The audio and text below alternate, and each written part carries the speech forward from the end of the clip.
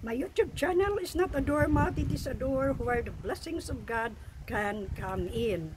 Hello everyone, welcome once again to LV Amor Cares, and this is your friend Lou Amor. Ang atong isgot-isgotan karon may tungod ni anang mahibaw-an ba nato ang tawo nga dunay acid reflux or kabuhi, no? Uban ka nato dili makailan ni ana nga kita gani mismo aduna na ni ana. Akong isugilon kaninyo ang mga ilhanan nga ana-ana kita ni ana nga mga balatian, no? Ang una ni ana, ang ako yung namatyagan ni ana primero, nalipong ko, no? Nalipong ko, and then hapdos ang akong kuto-kuto, gipainom ko gatas, gibugwak nga usab ako. So miadto ako og doktor ug mingon ang doktor nga aduna kay acid reflux. So dito na nagsugod, naghinay-hinay na ako og ila-ila kaniya kung unsa gid kanang iya ang kinaiya. Ang acid reflux ang kabuhi, maldita kana siya, no? Maldita kana siya. Ang lain nga mga timailhan kaniya mao kanang igham-igham, kanang kay nganong mo igham, murag dunay nagbara diri sa tutunlan. Murag dunay bitaw problema nga gusto na tong kuhaon kay nagbara, pero actually dili siya phlegma kundi dili acid, no? Halagi na sige ginang pangigham bisag walay no reason at all, mangigham lang gyud tungod kay ang atong tutunlan murag dunay urging nga muigham gyud siya, no?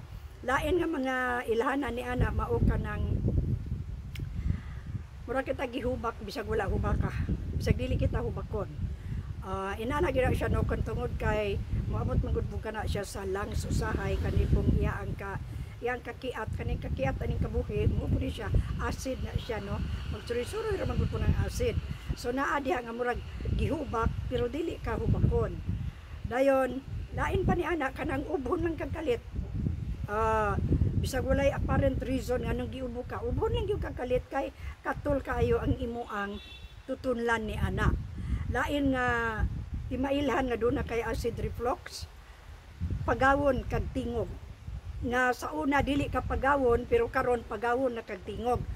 Pareha na akong tingog, hoarseness of voice ba, nga mura kag napagaw nga wala lang mapagaw lang gyud ka, no? So ingon ana mo hilabot man gud siya sa atong esophagus, mga larynx, mga unsa pa na yang kuanan diha, no? Sa acid kana. Lain nga ilhanan nga aduna kitay acid reflux or kabuhi or hyperacidity or ulcer, kay maur man ang mga hinungdan ni ana, magsakit ang kuto-kuto. Magsakit ang kuto-kuto or maghapdos. Kung magsakit ang kuto-kuto, na murag na anay ulcer kana, kung maghapdos, hyperacidity, no? Yun ana usab ang mation kung kabuhion kita maghawhaw. Maghawhaw, maghapdos or whatever unsa pa ang mga ilhanan diha. Lain pa nga ilhanan ni ana mao kanang manugab og kusog. Unsa ba nang manugab? Burping. Kana bang i-burp bitaw murag manugab nya kusog gid kay nga.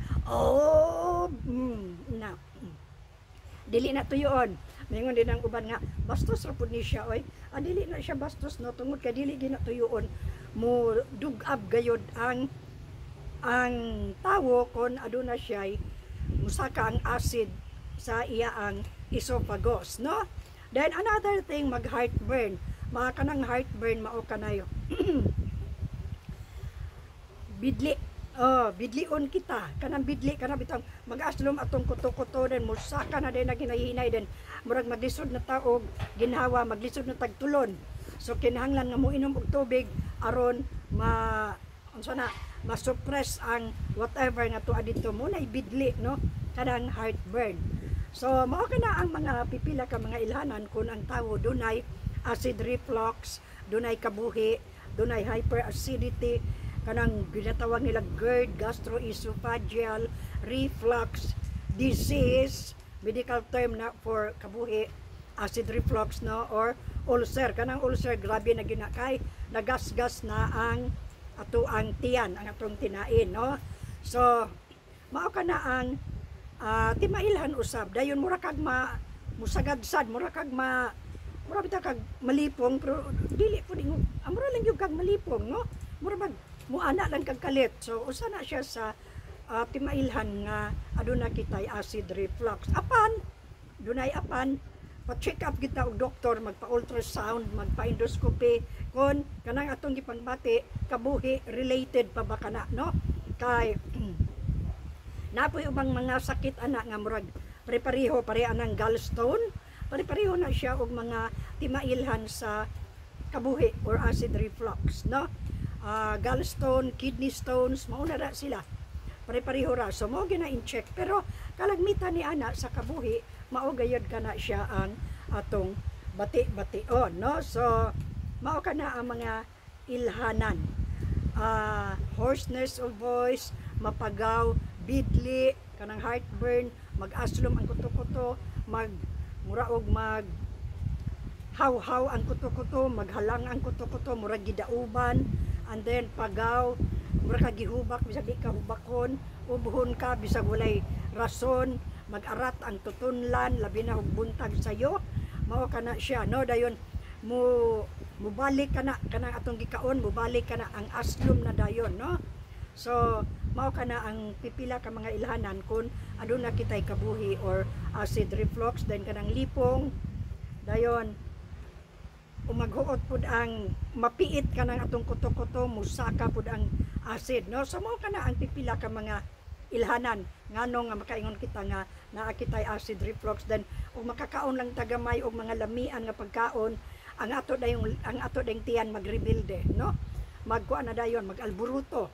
So ingon ana, mao kana ang mga ilhanan sa tawo nga adunay acid reflux, adunay hyperacidity, adunay ulcer, adunay kabuhi, no? So mao na kana siya ang mga pipila lamang ka mga senyales nga ana-ana kita ni ana. So mao lang kana karon ang atong ginasubaybay, ginakuan nato may tungod sa kabuhi, no? Lain-lain ang matang sa kinaiya sa kabuhi. So have a good and godly day everyone, thank you so much for listening. For God to love the world that He gave His only begotten Son, that whosoever believes in His name shall not perish, but will have everlasting life. Bye-bye. Have a good and godly day again.